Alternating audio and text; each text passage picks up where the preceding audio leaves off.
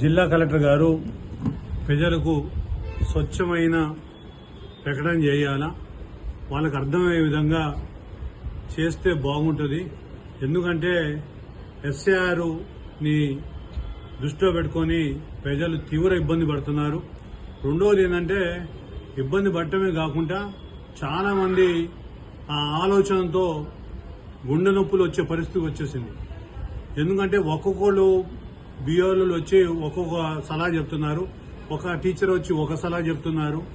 ఇది అంతా కూడా వాట్సాపుల్లో అనేకమైన ప్రచారాలు వస్తున్నాయి. ఇట్లా కాదు, అట్లా కాదు, ఇట్లా ఇది చేయాలని చెప్పి.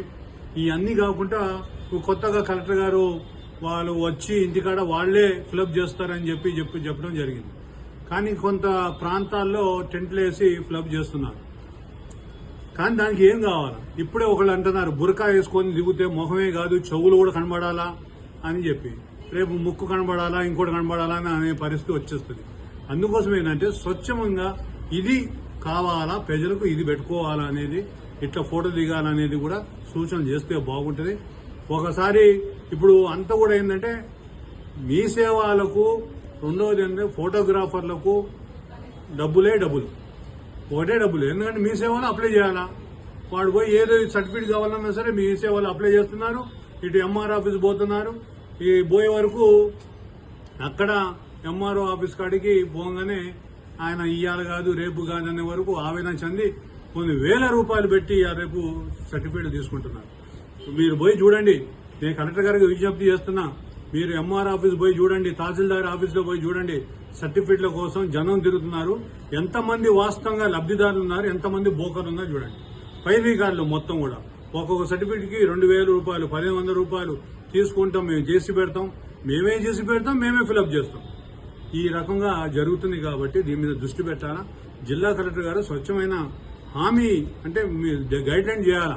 మీకు ఇది ఉంటే సరిపోద్ది, ఎంఆర్ఓ కార్యాలయం పోతే మీరు ఖచ్చితంగా మీరు అప్లై చేసుకోండి, ఇవ్వకపోతే నాకు సంగతి చూస్తా అని చెప్పే ఆ మాట రాకుండా అందరూ కూడా అధికారులంతా కూడా కుమ్మకై ప్రజలకు ఇప్పుడు ఎంత డబ్బులు, ఒక పక్కన ఆవేదన, ఒక పక్క నుంచేమో వాళ్ళ కూలి పోతుంది, ఒక పక్క నుంచేమో డబ్బులు పోతున్నాయి, ఇటేమో సర్టిఫికేట్ రాలేదని ఆవేదన చెందుతున్నారు.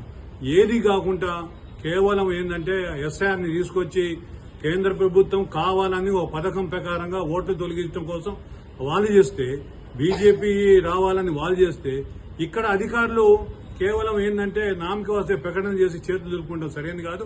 ఇది ఖచ్చితంగా ఏదైతే ప్రభుత్వ కార్యాలయాలు ఉన్నాయో ఆ కార్యాలయాల్లో బోకర్లు రాకుండా, మొత్తం దళారులు కాకుండా ఖచ్చితంగా ఈ రోజు అప్లై చేస్తే రెండో రోజు సర్టిఫికేట్ వచ్చేలాగా చూడాలా.